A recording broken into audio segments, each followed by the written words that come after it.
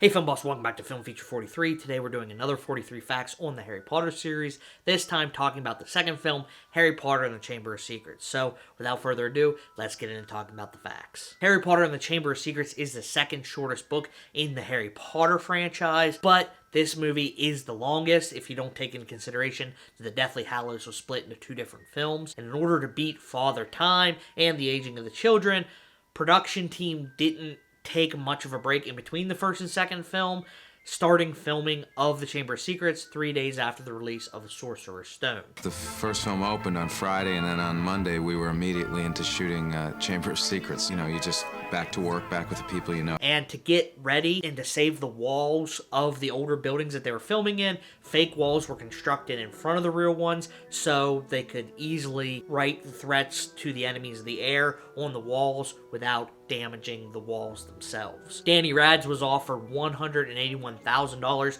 to return in the role of Harry Potter, but the Actors Union Equity thought that that was really low, considering the fact that he's the title character, so they negotiated him up to $3 million. And speaking of casting, much like Home Alone, this movie was a family affair for director Chris Columbus, who got all four of his children a cameo role somewhere throughout the movie. And much like some of the walls being fake, all the books in Dumbledore's office are fake books.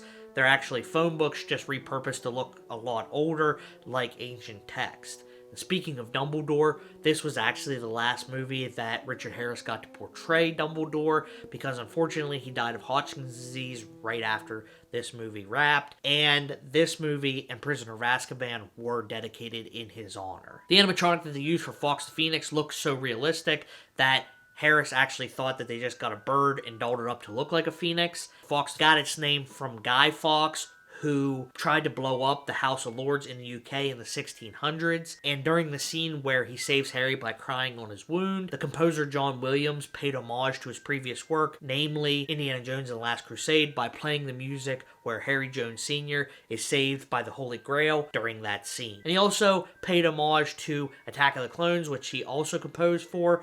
During all the Quidditch scenes, a lot of the music that you hear is repurposed from Attack of the Clones.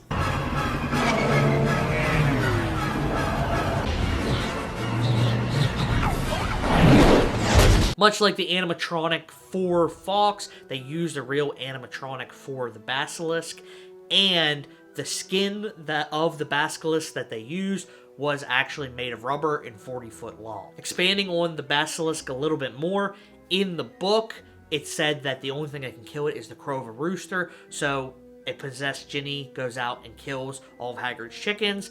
There was a scene about that was cut from this movie, as well as a scene where Hagrid is holding up a dead rooster talking to Harry about how they keep dying, and he thinks it's a fox. Second one killed this term. No, you reckon it's either a fox or a blood-sucking bugbear. Remnants of this can be seen in the scene where Hagrid bursts in to defend Harry to Dumbledore. He's actually seen holding a dead chicken, but the rest of it was cut. JK Rowling made an entire guide to speaking in Parseltongue, which actor Jason Isaacs, who played Lucius Malfoy, probably could have used, because he was able to get his voice creepy enough to impress director Chris Columbus, who made him the voice of the Basilisk.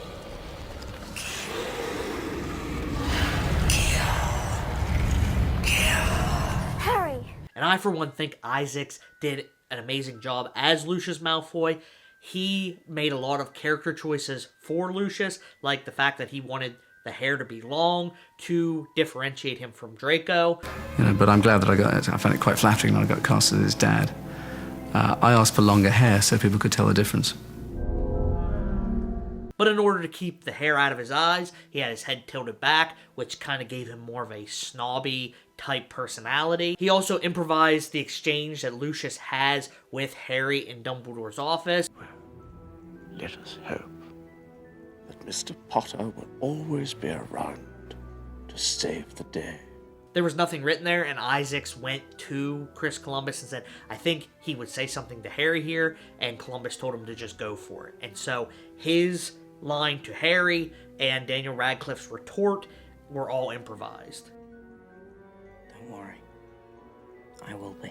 Speaking of Isaac's improvising, when Lucius goes to curse Harry in the hallway after Harry tricks him into freeing Dobby. Isaac starts saying, which is the beginning of Avada Kedavra, which is the killing curse, meaning that Lucius almost just killed Harry Potter in front of about 1,000 witnesses. And the reason behind this is that Jason Isaacs just got finished reading the 4th book, and it's the only curse that he could think of. Sticking with Lucius, in the scene where he swings his cane at Draco's hand, Tom Felton actually got hit in the hand during one of the takes. Isaacs didn't know that the end of the cane had fangs in it. And I went, "Don't touch Draco," and the fangs went right into his skin. Isaacs was pretty apologetic about it. And he looked up, this angelic little boy, wide eyes filled with tears, and we finished the scene, and I went, "Tom, I'm so sorry." He went, "No, it's all right, it was good for the scene." 15 years later, he still doesn't believe I didn't do it on purpose. He also tried to steal that cane on many occasions until he was stopped by production. Tom Felton wasn't the only actor to get hurt on set.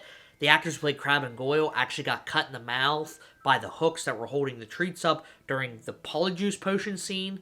And although Crabbe and Goyle got more screen time as far as the actors go, they still didn't have any speaking roles because all their lines were dubbed over by Daniel Radcliffe and Rupert Grint. Speaking of Rupert Grint, like Ron, Rupert has severe arachnophobia and refuses to watch any of the Aragog scenes. He wasn't acting during those scenes. He was actually genuinely terrified. And during the scenes where he's spitting out slugs, the slugs were fake, obviously, but they were covered with flavored slime, which Rupert Grint actually thought tasted good. And wrapping up facts about the Hogwarts students, let's talk about Moaning Myrtle and Tom Riddle. Shirley Henderson, who plays Moaning Myrtle, was actually the oldest person to play a Hogwarts student at the age of 37. And Newt Scamander himself, Eddie Redmayne, was actually in the running to play Tom Riddle. And speaking of alternative casting, Hugh Grant was supposed to play Gilderoy Lockhart, but dropped out last minute because of conflicts with the movie 2 Weeks Notice. Which is kind of weird that he gave us 2 weeks notice because of the movie 2 Weeks Notice.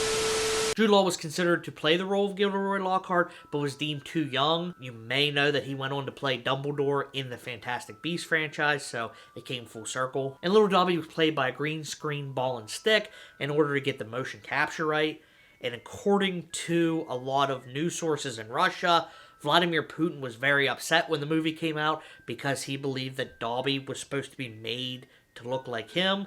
And in watching the movie, I never thought that that was supposed to look like Vladimir Putin, but now that he mentions it. It was said that they planned on suing the studio for making Dobby in that likeness, but those lawsuits never came. Now let's get into some behind-the-scenes prop facts. They used 14 Ford Angliuses in the Whomping Willow scene, destroying all of them. And a full-size model of each of the cast members were used in the petrification scenes, so it looked as real as possible. And speaking of real as possible, the Sword of Gryffindor was actually a real sword that they bought at auction.